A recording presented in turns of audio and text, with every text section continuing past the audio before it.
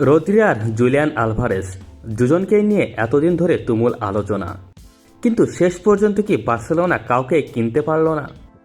বার্সেলোনার এবারে ট্রান্সফার উইন্ডোতে সবচেয়ে বড় দুই নাম ছিল রদ্রি এবং জুলিয়ান আলভারেজ। একজন মাঝমাঠের স্বপ্নের খেলোয়াড়, অন্যজন আক্রমণ ভাগের কাঙ্ক্ষিত তারকা। কিন্তু 14 আগস্ট পর্যন্ত বাস্তবতা হলো দুজনের কেউই এখনও বার্সার খেলোয়াড় হননি। প্রথমে আসি রদ্রির কথায়। ম্যানচেস্টার সিটির এই স্প্যানিশ মিডফিল্ডারকে নিয়ে বার্সেলোনা এবং রিয়াল মাদ্রিদ দুই ক্লাবেরই আগ্রহ ছিল। রদ্রিও স্পেনে ফেরার ব্যাপারে আগ্রহী বলে একাধিক রিপোর্টে এসেছে। এরপর বার্সেলোনা সরাসরি সিটির সঙ্গে আলোচনা শুরু করে, কিন্তু সমস্যা এখানেই। বার্সেলোনার প্রথম প্রস্তাব প্রত্যাখ্যান করে ম্যানচেস্টার সিটি। এরপর দ্বিতীয় প্রস্তাবও প্রত্যাখ্যাত হয়। সর্বশেষ খবর অনুযায়ী বার্সেলোনা আবারও তৃতীয় প্রস্তাব দেওয়ার প্রস্তুতি নিচ্ছে। সিটি রদ্রির জন্য প্রায় 60 থেকে 65 মিলিয়ন পাউন্ডের মতো অর্থ চাইছে। অর্থাৎ রদ্রির ট্রান্সফার এখনও শেষ হয়নি, কিন্তু দরজা পুরোপুরি বন্ধও হয়নি।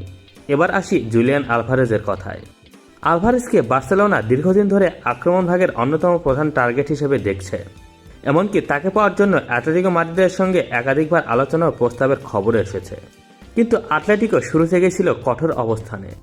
তারা আলভারেজকে সহজে বার্সেলোনার কাছে বিক্রি করতে চায়নি। শেষ পর্যন্ত সাম্প্রতিক রিপোর্ট বলছে আলভারেজ নিজেও পরিস্থিতি মেনে নিয়ে অ্যাটলেটিকোতে থাকার দিকে এগিয়ে যাচ্ছেন। এমনকি বার্সেলোনায় যাওয়ার জন্য নিজের অবস্থান নিয়ে তিনি ভুল হয়েছিল বলেও সতীর্থদের কাছে স্বীকার করেছেন বলে খবর এসেছে।